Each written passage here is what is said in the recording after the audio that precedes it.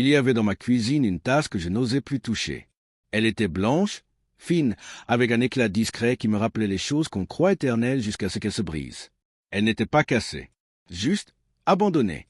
Comme moi, ce matin-là, je l'ai fixée longtemps. Le silence était dense, presque granuleux. On aurait dit qu'il pesait contre mes tempes. Je n'attendais plus personne, et pourtant je me tenais droit, comme si elle allait revenir d'un instant à l'autre, poser son manteau sur le dossier de la chaise et me dire, d'un ton léger, qu'elle avait oublié quelque chose. Elle n'a rien oublié. C'est moi qu'elle a laissé là. J'ai 57 ans. Je m'appelle Étienne. Ce n'est pas un âge où l'on s'attend à ce que le sol se dérobe. À cet âge, on croit avoir déjà encaissé les grandes secousses. Les parents qui partent, les rêves qu'on enterre, les amitiés qui se fanent. Et pourtant, il y a 3 semaines, elle m'a regardé avec des yeux que je ne connaissais plus, comme si j'étais devenu étranger dans ma propre maison. Elle a dit que ce n'était pas de ma faute, que c'était elle, qu'elle avait changé, qu'elle avait rencontré quelqu'un. Il s'appelle Paul, 45 ans, un ancien collègue qu'elle a recroisé par hasard. Elle a dit ça avec la voix tremblante de quelqu'un qui a trop répété ses mots devant le miroir. Je suis resté muet, pas par fierté, mais parce que je n'avais pas les mots. Il y a des douleurs qui paralysent. Ce soir-là, j'ai dormi assis dans le salon, comme un veilleur de nuit inutile. L'obscurité n'avait plus rien à cacher. Elle avait tout emporté, sauf la tasse. C'est étrange, les choses qu'on choisit de ne pas emporter. Je ne l'ai pas revue depuis. Je ne lui ai pas couru après. Pas par grandeur. Par fatigue, je crois, par sidération. Quand un amour de 23 ans s'effondre, ce n'est pas le cœur qui casse en premier. C'est l'identité. On ne sait plus très bien qui on est, ni ce qu'on vaut. Je pensais que j'étais un homme stable, aimant, patient. Je découvre que je suis aussi un homme seul, figé, en colère contre le vent. Et contre lui. Paul, je l'ai vu une fois, par hasard. Une silhouette élégante, détendue, l'allure assurée de ceux qui savent qu'il plaise. Il avait ce sourire discret des hommes qui ne doutent pas de leur charme. J'ai ressenti une haine froide, mais mêlée à quelque chose d'autre. Une curiosité humiliante. Qu'avait-il de plus que moi? Que avait-elle vu en lui que je ne lui offrais plus? Il était tout ce que je n'étais plus. Et c'est là que quelque chose a commencé à bouger en moi. Non pas une envie de reconquête. Pas encore. Mais un vertige. Une question lancinante. Et si je m'étais oublié quelque part sur le chemin? Et si ce n'était pas lui le problème, mais ce que je n'étais plus devenu? J'ai commencé à marcher la nuit. Longtemps. Des heures entières. Pas pour penser. Pour épuiser le silence. Et au fil de ces marches, une étrange paix est née. Pas douce, mais lucide. J'ai commencé à me demander, lentement, douloureusement, est-ce qu'on peut renaître après avoir été quitté? Est-ce que la chute peut devenir le premier pas vers soi? Je ne cherche pas à dramatiser. Je vous parle juste comme à un frère. Parce que peut-être que vous aussi, vous avez connu cette nuit-là. Celle où même votre reflet ne vous reconnaît plus. Alors oui, elle m'a quitté pour un autre. Mais c'est peut-être lui qui, sans le vouloir, va m'apprendre à m'aimer. Il y a une odeur particulière que je n'arrive pas à oublier. Celle du bois mouillé dans le petit chemin forestier derrière notre ancienne maison. C'était là que nous allions marcher, elle et moi, quand les enfants étaient encore à la maison et que nos silences n'étaient pas encore pleins de reproches. L'humidité remontait des feuilles mortes et elle disait toujours que ça sentait le vrai. Le vrai? Ce mot me hante. Qu'est-ce qui était vrai dans notre histoire? Est-ce que 23 ans peuvent mentir? Ou est-ce que c'est moi qui ai cessé de regarder? J'ai recommencé à aller dans ce chemin, seul, les mains dans les poches, le col relevé, les épaules basses. Un matin, j'y ai croisé un vieux chien errant, presque aveugle, qui avançait lentement, guidé par l'odeur des choses passées. On s'est observé un instant. C'était étrange, mais j'ai senti qu'on se comprenait. Il boitait légèrement, mais il marchait. C'est ça qui comptait. Marcher, avancer, même abîmé. J'ai pensé à Paul. Pas à lui directement, mais à ce qu'il représentait. La vie qui continue ailleurs. L'amour qui renaît dans un autre lit. J'ai longtemps été tenté de le détester. Mais la vérité, c'est que je l'enviais. Sa liberté, son aplomb, et cette étrange lumière dans ses yeux, comme s'il savait ce qu'il valait. Moi, j'ai oublié. Oublié comment séduire, comment plaire, comment exister autrement que par mes habitudes. J'étais devenu prévisible. Sûr de son amour, donc négligent. Elle ne me l'a jamais dit ainsi, mais je l'ai compris dans ce silence. Ce n'est pas qu'elle ne m'aimait plus, c'est qu'elle ne s'aimait plus à mes côtés. Et ça fait mal, parce que ça ne se répare pas. Ce n'est pas une trahison, c'est une extinction. Alors je suis retourné dans ce sentier. Encore. Et un jour, en m'asseyant sur ce vieux tronc humide, j'ai sorti un carnet. J'ai écrit une phrase. Elle disait « Si tu ne veux plus vivre à travers ses yeux, apprends à voir à travers les tiens. » Je l'ai relu 10 fois. Et j'ai pleuré. Ce n'était pas des sanglots bruyants, juste une rivière lente. J'ai compris ce jour-là que mon combat n'était pas contre lui, ni contre elle. Mon combat était contre l'effacement, contre le vide que je m'étais laissé devenir. Et c'est dans ce silence-là, trempé d'humus et de regrets, que j'ai commencé à me souvenir de moi, du jeune homme que j'étais avant d'aimer, de l'homme qui savait écouter, toucher, créer. Où est-il passé? Je ne suis pas devenu vieux. Je suis devenu absent. Pour elle, pour moi. J'ai quitté la forêt ce jour-là avec une autre question, plus douloureuse, mais plus féconde. Et si je m'étais quitté bien avant qu'elle ne parte? Puis, dans un de ces soirs brumeux, seul chez moi, j'ai lu une phrase dans un article partagé en ligne. Certains hommes deviennent irrésistibles après 50 ans, simplement parce qu'ils arrêtent de chercher à plaire et commencent à incarner. Cette phrase m'a frappé. Elle faisait référence à un livre, Les secrets de séduction pour hommes après 50 ans. D'habitude, je souris devant ce titre. Mais là, quelque chose en moi a dit « Pourquoi pas ?» Pas pour la reconquérir, mais pour me réapprendre. Ce matin-là, j'ai ouvert l'armoire sans raison apparente. Un geste automatique, presque mécanique. Mes doigts ont glissé sur les tissus, usés par les années et les habitudes. Il y avait ce veston gris qu'elle m'avait offert pour mes 50 ans. Je ne l'avais mis que 2 fois.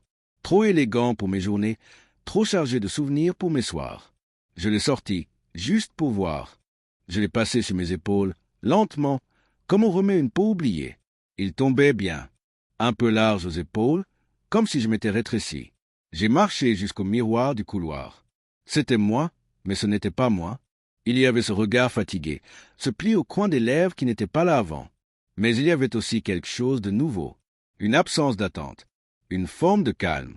Je me suis regardé longtemps, pas pour me juger, pour me reconnaître.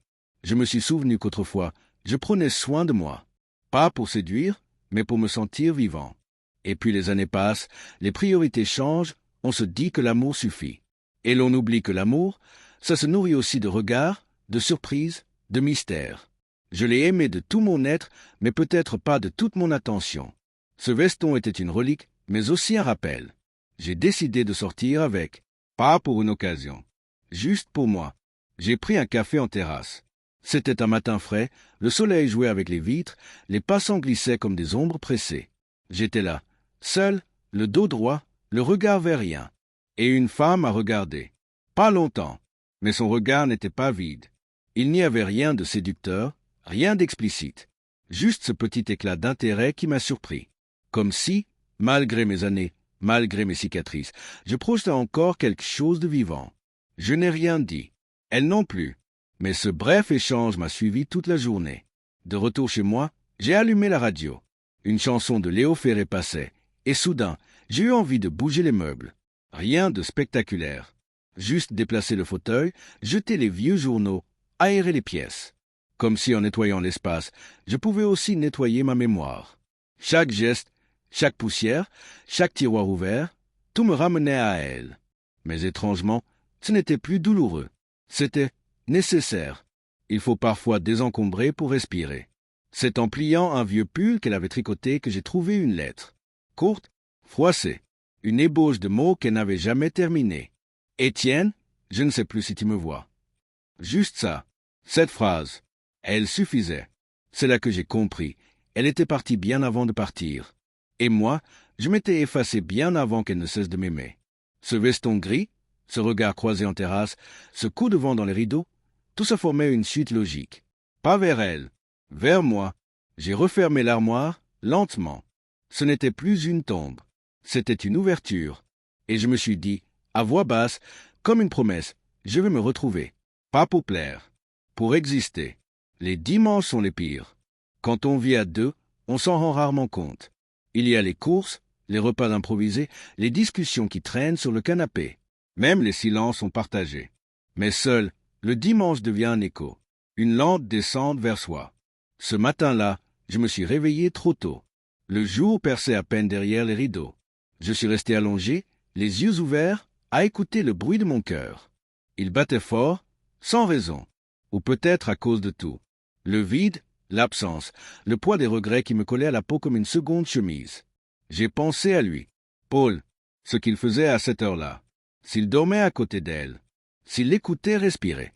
J'ai eu une pensée noire, fugace, que je n'ose pas écrire ici. Mais elle est passée, comme une lame qui reste sans tuer. Je me suis levé. J'ai préparé du café. J'ai ouvert les fenêtres. L'air était frais, presque cruel. Les rues étaient calmes, endormies, comme si le monde hésitait à recommencer. En m'asseyant à la table de la cuisine, j'ai regardé la chaise vide. La sienne. Elle ne faisait plus partie du décor, mais elle m'habitait encore. Je l'imaginais, ailleurs, assise face à un autre homme, riant à d'autres anecdotes. C'était insupportable. Et pourtant, c'était la réalité. Je ne pouvais plus fuir.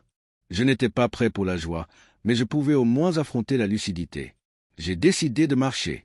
Loin. Sans destination. J'ai traversé des quartiers que je ne connaissais pas. Des vitrines fermées, des volets battants, des familles attablées derrière des baies vitrées. J'étais invisible, et pourtant je sentais tout. Chaque détail m'atteignait comme une flèche silencieuse. Puis je suis passé devant un vieux salon de coiffure. Il était ouvert, une lumière jaune pâle filtrait par la porte entr'ouverte. J'y suis entré. Le coiffeur, un homme de mon âge, m'a regardé avec ce regard qui comprend sans poser de questions. Il m'a juste dit « On coupe les pois morts ?» J'ai hoché la tête. Il a commencé à tailler, lentement, avec soin, comme s'il savait que ce n'était pas qu'une coupe, mais une mue. Je me suis vu dans le miroir. Ce n'était pas spectaculaire, mais c'était un début. Il m'a dit « Vous savez, vous avez encore ce regard-là, celui des hommes qui n'ont pas dit leur dernier mot. » Cette phrase a résonné. Fort, je ne l'ai pas remercié. Je suis sorti sans mots, le cœur chargé. Sur le chemin du retour, j'ai pensé à cette question qui me revenait souvent. Pourquoi a-t-elle cessé de me regarder? Et la vraie question, je crois, c'est pourquoi ai-je cessé de la voir? J'étais devenu un homme à habitude, un homme qui confond confort et amour, un homme qui avait tout donné, sauf l'inattendu. Et les femmes, même les plus loyales, ont besoin d'être surprises, vues, désirées autrement. Ce soir-là, j'ai éteint toutes les lumières et j'ai allumé une seule bougie. J'ai mangé seul, en silence, face à cette flamme qui tremblait comme moi. Et j'ai pensé que peut-être c'est dans ces dimanches vides que se cachait le commencement d'une autre manière de vivre. J'ai toujours eu un faible pour le bois, pas pour en faire métier, non, juste pour le toucher, le travailler lentement, à la main, comme on apprivoise quelque chose de plus ancien que soi. Dans la cave de la maison, il y avait un ancien établi, abandonné, couvert de poussière, d'outils rouillés, de copeaux morts. Elle n'aimait pas cette pièce. Elle disait que ça sentait l'humidité, que ça n'avait rien de poétique. Moi, j'y descendais parfois, juste pour fuir le monde. Mais depuis son départ, je n'y étais plus retourné, comme si ce lieu appartenait à un autre homme. Et pourtant, ce matin-là, quelque chose m'y a poussé. Un besoin de me salir les mains, de retrouver une forme brute de présence. Il faisait frais, et l'odeur de sciure ancienne s'était mêlée à celle du silence. C'est étrange, mais je sentis qu'elle n'était plus là. Pas seulement absente, définitivement ailleurs. Et ça m'a libéré. Pas de la peine, mais de l'illusion. J'ai ouvert un tiroir, trouvé un vieux bout de chêne. Lourd, irrégulier. J'ai commencé à poncer. Sans réfléchir, juste le geste, le va-et-vient régulier du papier contre le bois. Mes doigts reprenaient une mémoire que mon esprit avait oubliée. Le temps s'est effacé. Il n'y avait plus de Paul, plus de dimanche, plus de cicatrices. Juste moi et ce bois qui reprenait vie. J'ai compris, en ponçant, que je faisais la même chose avec moi. J'enlevais les couches mortes, les couches de routine, d'amertume, de peur. Je ne cherchais plus à retrouver l'homme qu'elle avait aimé. Je voulais retrouver l'homme que j'avais été avant même qu'elle ne me choisisse. Et c'est là que je repensais à quelque chose qu'un vieil ami m'avait dit, il y a des années, autour d'un verre. Tu sais, Étienne, vieillir ne veut pas dire s'effacer. Ça veut dire affiner. Comme le bois, plus il vieillit, plus il devient beau, mais seulement si tu continues à le travailler. À l'époque, je n'avais pas compris. Aujourd'hui, si. J'ai travaillé ce morceau de chêne pendant 2 heures. À la fin, ce n'était rien de grand. Une forme abstraite, presque informe. Mais elle tenait dans la main. Elle avait du poids. Elle avait ma trace. En remontant, j'ai croisé mon reflet dans la vitre de la cave. J'ai vu un homme en sueur, les joues un peu creuses, les yeux cernés, mais vivant, présent, quelqu'un que je pouvais réapprendre à aimer. J'ai posé la sculpture sur le buffet, à côté de la photo de nous deux. C'était symbolique, une manière de dire, je ne vais pas jeter le passé, mais je vais sculpter autre chose. Pas contre elle, pas contre lui. Pour moi, juste pour moi. Ce soir-là, j'ai relu quelques passages de ce livre que j'avais commencé, Les secrets de séduction pour hommes après 50 ans. Il ne parlait pas de draguer. Il parlait de posture, de regard, de réconciliation avec soi-même. Il disait une chose qui m'a frappé. Le charisme d'un homme ne naît pas de ce qu'il dit, mais de ce qu'il dégage quand il se connaît enfin. Alors je refermai le livre, je regardai ma petite sculpture de bois, et je me suis dit, Étienne, continue. Tu es peut-être enfin en train de naître. C'est un petit café au bout d'une ruelle, un endroit que je n'avais jamais vraiment remarqué auparavant. Une devanture bleu pâle, un écriteau bancal, quelques tables de guingois en terrasse. Rien d'exceptionnel. Et pourtant, ce mardi-là, mes pas m'y ont conduit sans raison. Je ne cherchais personne, je ne fuyais rien. J'étais simplement disponible. Pour la première fois depuis longtemps, j'acceptais que la vie me surprenne. Je me suis assis à une table en angle, dos au mur, comme je le fais toujours. Une habitude qui vient peut-être du besoin de se protéger. Le serveur était un jeune homme, la vingtaine timide, mais poli, avec cette façon de poser la tasse sans bruit, comme s'il respectait le silence de ceux qui ne veulent pas parler. Je l'ai remercié d'un signe de tête, et c'est en portant la tasse à mes lèvres que je l'ai vue. Elle, assise seule, 2 tables plus loin. La cinquantaine élégante, les cheveux relevés, un livre à la main. Rien de spectaculaire, rien d'exubérant, mais une présence, une sorte de paix dans sa posture, comme si elle n'attendait plus rien, mais restait ouverte à tout. Elle ne m'a pas vu, et je n'ai rien fait pour qu'elle me voie. Je l'ai observée à la dérobée, non pas avec désir, mais avec respect. Une partie de moi avait oublié que des femmes comme elle existaient, pas celles qu'on désire, celles qu'on admire. J'ai détourné le regard. Je ne suis pas prêt. Ce n'était pas de la peur, c'était une honnêteté envers moi-même. Je n'ai pas terminé mon café. J'ai laissé une pièce sur la table et je suis parti. Mais en marchant, j'ai ressenti un frisson étrange, comme si une possibilité venait de s'ouvrir.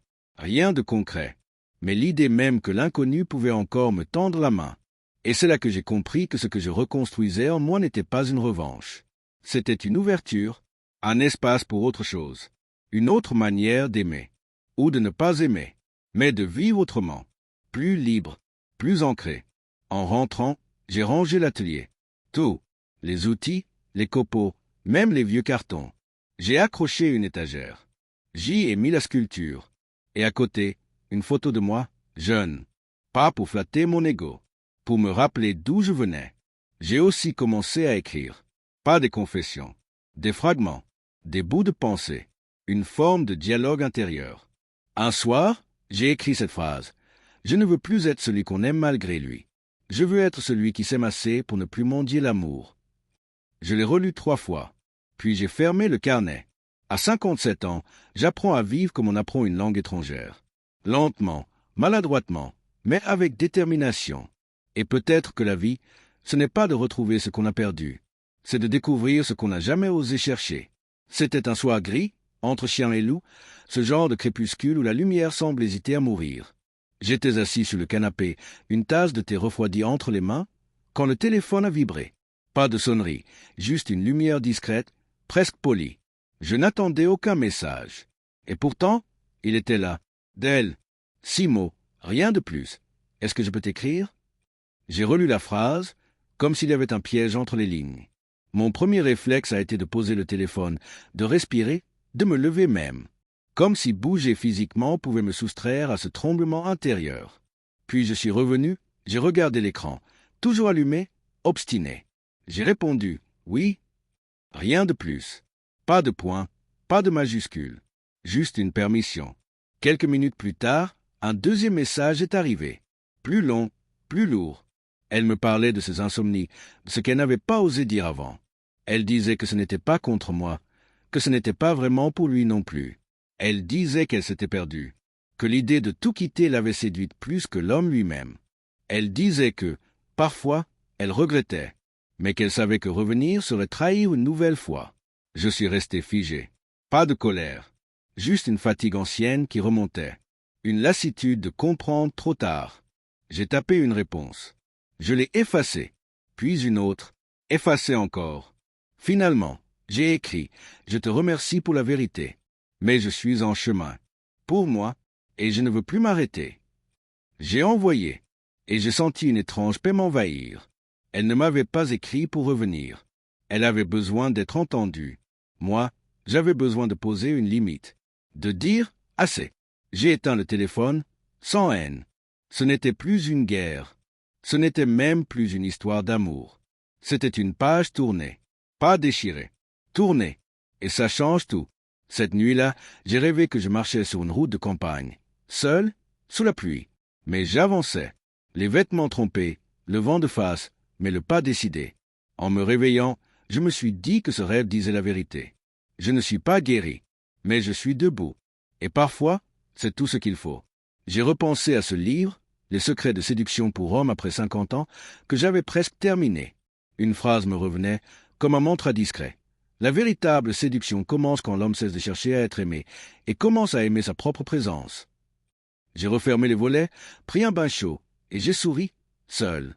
Non pas parce que j'allais bien, mais parce que j'étais enfin en train de vivre avec moi, pour moi, à côté de moi. Et c'est peut-être la plus belle façon d'aimer de nouveau un jour. Je ne me souviens pas de quand j'avais acheté ce carnet. Il était là, posé sur l'étagère du couloir, entre des factures et un vieux guide de voyage jamais utilisé.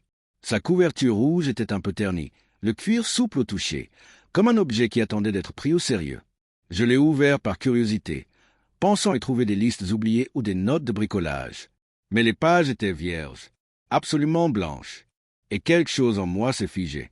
Cette blancheur m'a intimidé. Elle portait un silence plus fort que 1000 souvenirs. Je l'ai pris, je suis descendu à l'atelier. Il pleuvait doucement, cette pluie fine et régulière qui semble vouloir laver le monde. Je me suis assis à l'établi, j'ai ouvert la première page, et j'ai commencé à écrire. Pas une histoire, pas un journal, des fragments, des vérités, des pensées que je n'avais jamais osé formuler à voix haute. J'ai cru qu'aimer suffisait à être aimé. Je me suis souvent tu, par fatigue plus que par sagesse. Je ne suis pas moins homme parce qu'on ne me choisit plus. Les mots coulaient. Je n'écrivais pas pour comprendre. J'écrivais pour exister autrement. Le carnet rouge est devenu un lieu, un abri, un miroir. Il ne me jugeait pas. Il ne me coupait pas. Il recevait tout. Et en écrivant, j'ai réalisé que j'avais passé trop d'années à ne pas m'écouter, à faire taire mes doutes, mes besoins, mes désirs profonds pour préserver une forme de paix domestique. Une paix qui n'était que façade. Ce soir-là, j'ai relu quelques pages. Puis j'ai écrit, dans un souffle, presque sans réfléchir. Je ne suis pas brisé. Je suis brut. Et c'est peut-être ça, vieillir. C'est cesser de se polir pour les autres et commencer à s'honorer soi-même. Le lendemain, j'ai croisé mon voisin, Gérard. Il a 62 ans, divorcé depuis 10 ans, jamais remarié. Il m'a regardé et m'a dit, sans détour, « Tu marches autrement, Étienne. T'as changé quelque chose ?» Je n'ai pas répondu, pas par orgueil, parce que je ne savais pas encore formuler ce qui était en train de se passer. Mais oui, je marchais autrement. Mon dos était plus droit, mon regard plus calme. Je ne cherchais plus, je traversais. Avec moi, le carnet rouge, je le garde dans ma poche maintenant. Il est là, comme une mémoire parallèle. Quand une pensée me traverse, je l'écris. Quand une peur me serre, je la dépose. Ce n'est pas une thérapie, c'est une reconnaissance. Chaque mot posé est un morceau de moi que je recolle. J'ai lu quelque part que les hommes de plus de 50 ans deviennent invisibles. Je ne crois pas. Ils deviennent silencieux. Et dans ce silence, certains renaissent. Pas pour le monde, pour eux. Et cela rayonne autrement. Il y a des appels qu'on n'attend pas. Et pourtant, quand ils arrivent, on comprend qu'ils étaient nécessaires. Ce jour-là, mon téléphone a sonné en fin d'après-midi. Numéro inconnu. J'ai hésité, comme on hésite devant une porte entr'ouverte. Puis j'ai décroché. « Bonjour, Étienne, c'est Paul. » Il a prononcé mon nom comme s'il le testait, comme s'il marchait sur du verre. Le silence entre nous était dense, plein d'une tension que les mots n'osaient pas encore toucher. J'ai attendu. Il a repris, plus bas. Je sais que c'est déplacé. Je ne devrais pas vous appeler. Mais il fallait. Sa voix n'était pas arrogante. Elle portait même une forme de fatigue. De trouble. J'ai répondu calmement. Pourquoi maintenant? Il a soufflé longuement. Puis il a dit, « Elle va mal. Elle ne vous le dira jamais, mais elle n'est pas heureuse. » J'ai fermé les yeux, pas par douleur, par précaution, comme si cette phrase pouvait réveiller des choses que je m'étais efforcé d'endormir. J'ai répondu, lentement, « Et pourquoi me dire ça à moi ?» Il s'est tu. Puis, d'une voix presque tremblante, parce que je croyais savoir ce que je faisais, parce que je croyais que prendre la femme d'un autre, c'était juste aimer mieux. Mais on ne prend pas une femme, on la reçoit. Et elle est venue avec trop de silence, des silences qui portaient votre nom. J'ai senti mon cœur battre plus fort, pas par jalousie, mais parce que pour la première fois, je comprenais que je n'étais pas seul à souffrir, que lui aussi, dans ce triangle fragile, s'était brûlé. Il a continué, « Je ne vous demande rien, je voulais juste que vous sachiez. » Il a raccroché, et moi, je suis resté là, figé, le téléphone encore à l'oreille. Paul, ce nom que j'avais haï, envié, redouté, ce nom devenait humain. Il n'était plus l'ennemi, il était un homme comme moi, avec ses doutes, ses erreurs, ses blessures. Cette conversation n'a rien changé. Elle ne m'a pas redonné son amour. Elle ne m'a pas guéri, mais elle a déplacé quelque chose. Une pierre, un poids. J'ai compris que parfois, même celui qui semble gagner, perd autre chose, et que personne ne sort indemne d'une rupture. Ce soir-là, j'ai relu une page du carnet rouge, une où j'avais écrit « Je ne veux plus me définir par ce qu'on m'a pris, mais par ce que je décide de devenir. » Je l'ai entouré au stylo, 3 fois, puis j'ai allumé une bougie, comme chaque soir. Et je me suis dit, ce n'est pas l'amour qu'on a perdu qui compte, c'est l'homme qu'on devient après. Il y a, dans un vieux parc à quelques rues de chez moi, un banc que personne ne regarde. Il est de pierre, rugueux, un peu incliné, planté à l'ombre d'un grand saule dont les branches pendent comme des bras fatigués. Je passais devant depuis des années sans jamais m'y asseoir. C'était un banc pour les solitaires, pour les silences qu'on ne dit pas. Et pourtant, ce jour-là, j'y suis allé. Je ne sais pas pourquoi. Peut-être parce que j'en avais besoin. Peut-être parce que j'étais prêt. Le vent était frais, chargé d'odeurs d'herbe et de feuilles mortes. Le monde allait vite autour. Des joggeurs, des couples, des enfants bruyants. Mais sur ce banc, le temps se suspendait. J'ai fermé les yeux, et j'ai laissé venir. Des souvenirs, des images. Sa voix quand elle riait, ses gestes du matin, son parfum sur mon oreiller.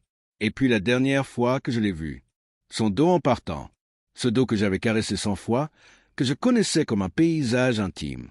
Un frisson m'a traversé, mais ce n'était pas de la douleur. C'était un adieu, pas à elle, à l'attente, à l'idée que je devais guérir pour retrouver ce que j'avais perdu. Non, je ne voulais plus guérir pour revenir. Je voulais me transformer pour avancer.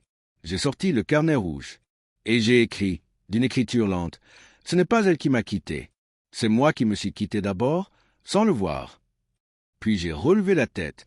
Une femme âgée promenait son chien.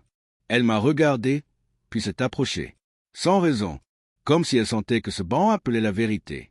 Elle a dit, « C'est un bon endroit pour faire la paix. » Je l'ai regardée sans comprendre. Elle a souri doucement. Mon mari est mort il y a 15 ans. J'ai mis 5 ans à ne plus l'attendre, et 10 à me retrouver. C'est ici que je venais pleurer, et c'est ici que j'ai recommencé à vivre. Elle a caressé la tête de son chien. On ne choisit pas ce qu'on perd, mais on peut choisir ce qu'on garde. Puis elle est repartie, lentement, et moi, je suis resté là, longtemps, à fixer le vide. Ce vide, je ne le craignais plus. Il ne me dévorait plus. Il devenait un espace, un silence habité. Je suis rentré à pied, le pas lent mais ancré. Ce soir-là, j'ai pris une grande décision. J'ai enlevé toutes les photos, pas pour effacer, pour redonner de la place. J'ai gardé 2 objets, la tasse de porcelaine et la petite sculpture en bois. L'un pour me rappeler ce qui fut fragile, l'autre pour me souvenir de ce que j'étais capable de créer. En moi, quelque chose s'ouvrait, une lucidité douce, une force calme. Ce n'était pas le bonheur, c'était mieux que ça. C'était un retour. Ce matin-là, je me suis regardé dans le miroir plus longtemps que d'habitude. Pas ce regard furtif qu'on jette en passant, mais un vrai regard, un face-à-face. Les traits étaient les mêmes, quelques rides en plus, oui, une peau moins tendue, un regard un peu plus fatigué. Mais il y avait aussi autre chose, une densité, une présence.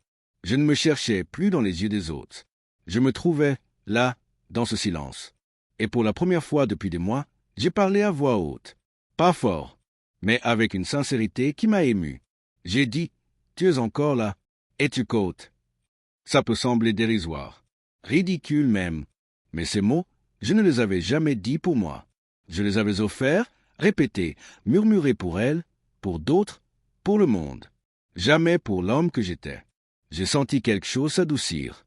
Une tension ancienne, comme une corde trop tendue qui finit par se relâcher. Ce n'était pas une déclaration d'amour. C'était une reconnaissance. Le début d'une fidélité à moi-même. J'ai souri. Pas par fierté. Par soulagement. Il m'était arrivé tant de fois de croiser mon reflet sans m'y arrêter. De me coiffer machinalement, de raser le visage d'un inconnu familier. Mais là, je voyais enfin ce que j'avais traversé, ce que j'étais devenu, ce que j'avais survécu. La rupture, la solitude, les nuits creuses, les regrets acides, les doutes, les envies de disparaître, et malgré tout ça, j'étais là, debout, non pas indemne, mais vivant. En lisant une page du carnet rouge ce soir-là, je suis tombé sur une note griffonnée à la hâte. Ne te juge pas sur ce qu'elle a vu en dernier. Juge-toi sur ce que tu choisis de devenir maintenant. J'ai laissé le carnet ouvert sur cette page, et je me suis surpris à me parler souvent depuis, à me demander « Qu'est-ce que tu veux aujourd'hui ?» Pas « Qu'est-ce qu'elle aurait voulu ?» ni « Qu'est-ce qui plairait aux autres ?» Non, juste « Toi, là, maintenant, qu'est-ce que tu veux vraiment ?» C'est ainsi que j'ai commencé à changer ma manière de vivre. Moins de concessions, plus de cohérence, moins de fuite, plus de calme. J'ai réorganisé mes journées, pas pour les remplir, pour les habiter. Une balade chaque matin, un bon repas, seul mais respecté, de la musique, un livre et un rituel. Écrire, chaque soir, une seule phrase, une vérité, une trace, un fil rouge.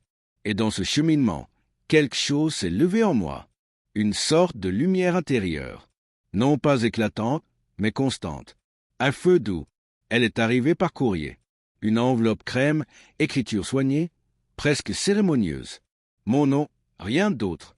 À l'intérieur, une carte d'invitation. Sobre, une soirée d'anniversaire. 60e de Luc, un ancien collègue perdu de vue, un homme chaleureux que j'avais toujours apprécié, mais dont la vie avait bifurqué loin de la mienne depuis longtemps. J'ai d'abord hésité. Sortir, croiser des visages du passé, expliquer, justifier. Et puis, non, je ne voulais plus me justifier. Je voulais juste être. Alors j'ai décidé d'y aller, non pas pour briller, ni pour me prouver quoi que ce soit, mais pour respirer avec d'autres, dans un lieu vivant. J'ai mis une chemise blanche, celle que je réservais aux jours importants. Je ne sais plus ce que ça veut dire, d'ailleurs, un jour important. Peut-être que chaque jour où l'on s'offre au monde devrait l'être. J'ai mis un peu de parfum, discret, une touche sur le cou. J'ai regardé le miroir, encore, pas pour corriger, cette fois, pour valider, pour dire, c'est suffisant. En entrant dans la salle, la lumière douce, les conversations flottantes, les sourires familiers m'ont traversé comme une onde. Des poignées de main, quelques tapes dans le dos. Certains ont posé des questions. « Et ta femme ?» J'ai répondu simplement. « Elle est ailleurs maintenant. Et moi, je vais bien. » Pas de détails, pas de drame, juste une vérité nue. Et ça suffisait. J'ai vu des regards changer. Non pas de la pitié, de l'estime, comme si mon calme avait plus de poids que mes blessures. Je me suis assis à une table en coin. Une femme s'est approchée. Brune, élégante, une douceur dans les yeux. Elle s'appelait Marianne. Divorcée, elle aussi. Pas là pour séduire. Là pour être. Nous avons parlé longtemps. Pas de nos ex. Pas de nos douleurs. De livres, de musique, de silence. Elle m'a dit, à un moment donné, vous avez une voix tranquille. On sent que vous avez traversé des choses. J'ai souri. C'était vrai, et c'était la première fois que cette traversée me semblait visible autrement que par des cicatrices. Quand la soirée s'est terminée, elle m'a tendu un papier avec son numéro. Sans pression, sans attente.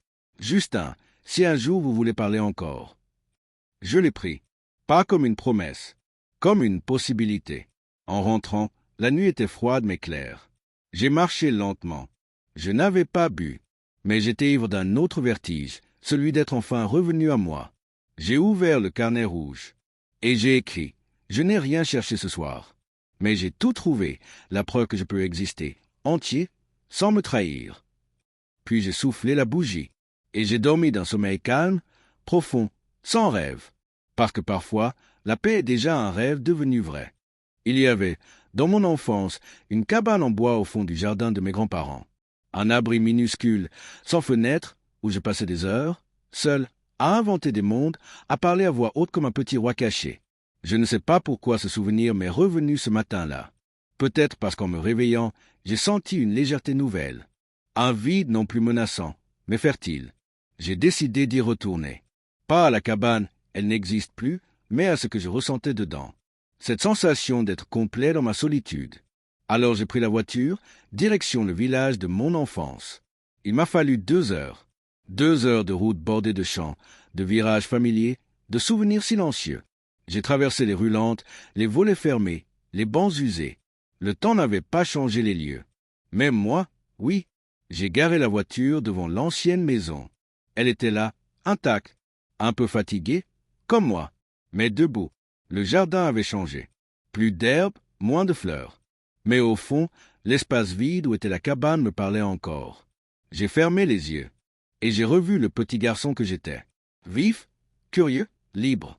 Ce garçon que j'avais mis de côté pour devenir un homme sérieux, un bon mari, quelqu'un de fiable. Et si c'était ça, la blessure? Avoir sacrifié l'essence pour le rôle. J'ai marché dans le jardin. J'ai touché l'écorce d'un vieux cerisier. Et j'ai pleuré. Pas de douleur. De retrouvailles. J'ai pleuré parce que j'étais revenu au point de départ. Mais cette fois, en homme conscient. En remontant en voiture, j'ai décidé de construire une nouvelle cabane. Pas en bois, en moi. Un lieu invisible, mais solide, où je pourrais me retirer quand le monde fait trop de bruit. Ce soir-là, chez moi, j'ai écrit dans le carnet rouge. Je me suis cherché dans les bras d'une femme. Je me suis haï dans le regard d'un autre homme. Et maintenant, je me retrouve dans le silence d'un souvenir. Ce n'était pas une phrase de guérison. C'était un ancrage. Je ne voulais plus attendre d'être aimé pour exister.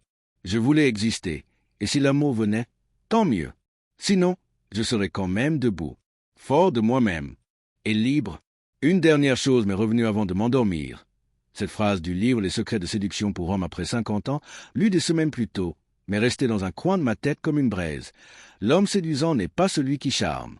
C'est celui qui ne trahit plus sa propre vérité. Ce soir-là, j'ai compris. Le chemin n'était plus vers elle, ni contre lui. Il était vers moi, et j'étais prêt à continuer. Il m'a fallu des semaines pour l'écrire. Elle n'était pas prévue, pas préméditée. Elle est venue un matin, avec la lumière timide de février, quand le silence de la maison n'avait plus rien d'hostile. C'était un de ces jours calmes où l'on sent qu'un cycle touche à sa fin. J'ai pris une feuille, un stylo, et j'ai commencé par son prénom. Pas cher, pas bonjour, juste son prénom, nu, sans appel. Et j'ai écrit, pas pour qu'elle lise, pour que je me libère. Je lui ai parlé de tout ce que je n'avais jamais dit, de mes silences maladroits, de mon regard devenu absent, de cette fatigue que je n'avais pas vu grandir en elle. Je lui ai dit que je ne lui en voulais plus, que j'avais compris, que parfois, l'amour meurt non pas par trahison, mais par oubli d'émerveillement. Je lui ai écrit que j'avais appris à vivre sans elle, non pas par force, mais par nécessité, et que cette absence m'avait, paradoxalement, ramené à moi. Je lui ai dit merci, pour les années, pour les rires, même pour la fin, car cette fin avait été ma renaissance. J'ai signé simplement « Étienne ». J'ai replié la lettre. Je l'ai glissée dans une enveloppe. Je n'ai pas écrit l'adresse. Je ne comptais pas l'envoyer. Elle n'était pas pour elle. Elle était pour celui que j'étais. Pour marquer la fin du deuil. Pour acter la libération. Je l'ai posée dans un tiroir du buffet entre 2 vieux carnets. Elle y restera. Témoin silencieux. Le soir venu, j'ai allumé ma bougie, comme toujours. J'ai feuilleté mon carnet rouge. Les premières pages étaient douloureuses, griffonnées, pleines de colère et de confusion. Les dernières, plus calmes, plus posées. Une phrase a attiré mon regard. Je ne suis plus un homme qui attend. Je suis un homme qui accueille. Elle était datée de la veille. Je l'avais déjà oubliée, mais elle me représentait parfaitement. J'ai pensé à Marianne. Nous n'avions pas encore repris contact. Et ce n'était pas grave. L'envie n'était plus guidée par le manque, mais par la simplicité. Si elle revenait, ce serait bien. Sinon, je continuerais. En allant me coucher, j'ai croisé mon reflet. J'ai chuchoté. Merci de ne pas avoir lâché. Pas pour elle, pour moi, pour le petit garçon de la cabane, pour l'homme en veston gris, pour l'âme en réparation. Tout était encore fragile, mais plus rien n'était cassé. Il est venu sans prévenir. Ce matin-là, je me suis levé avant le soleil. Pas à cause d'un cauchemar, ni d'une insomnie. Juste un besoin de respirer l'air froid, de sentir le jour naître. Le silence était vaste, pas vide, dense. J'ai marché jusqu'à la fenêtre et j'ai ouvert en grand. L'air a mordu mes bras nus, mais je ne me suis pas reculé. Au contraire, j'ai inspiré profondément, et c'est là que je l'ai senti. L'homme que je suis devenu. Il n'a pas frappé à la porte. Il n'a pas crié sa présence. Il était déjà là, dans ma façon de me tenir, dans le calme de mon regard, dans cette absence d'urgence. J'ai pensé à tout ce que j'avais perdu, traversé, enterré. J'ai pensé à elle, à lui, aux jours de colère et aux nuits de silence. Et j'ai souri, non pas de joie, de paix. Je n'attendais plus, je n'espérais plus retrouver l'amour d'avant, parce que j'avais trouvé mieux. J'avais trouvé l'amour de moi. Ce n'était pas parfait, ce ne l'était pas encore, et ça ne le serait peut-être jamais. Mais c'était vrai, solide, présent. J'ai préparé un café. Je l'ai bu lentement, assis à ma table, les deux mains autour de la tasse, comme on tient quelque chose de sacré. Et j'ai pensé, je ne suis plus en train de survivre. Je vis. La solitude n'était plus un désert. Elle était une maison, un espace habité. J'ai sorti le carnet rouge une dernière fois. J'ai tourné la dernière page vierge. Et j'ai écrit, d'une main ferme, « Je ne suis pas ce que j'ai perdu. Je suis ce que j'ai construit à partir de ce vide. » Puis j'ai refermé le carnet. Il était complet, comme moi. J'ai pensé à tous les hommes qui, comme moi, un jour, avaient cru qu'il était trop tard. Trop tard pour aimer encore, pour se reconstruire, pour redevenir un homme qui compte. J'aurais voulu leur dire que non, que parfois, c'est justement après 50 ans que l'on apprend enfin à vivre selon soi. Pas selon le regard des autres, pas selon ce qu'on pense qu'il faut être. Juste selon cette vérité qui palpite sous la peau, cette lumière que personne ne peut éteindre. Et je me suis rappelé ce passage, lu au tout début, dans ce livre qui m'avait tendu la main sans bruit, Les secrets de séduction pour hommes après 50 ans. Vieillir n'est pas une perte, c'est une mue. Les hommes qui le comprennent deviennent irrésistibles, non pas pour plaire, mais pour exister avec intensité. Le soleil s'est levé. Il a rempli la pièce d'un éclat doux. Et je suis resté là, sans rien faire. Parce que parfois, ne rien faire, c'est exister pleinement. J'ai soufflé la bougie du soir. J'ai allumé la lumière du jour. Et j'ai murmuré comme une bénédiction discrète. Tu es là, Étienne. Tu es enfin là,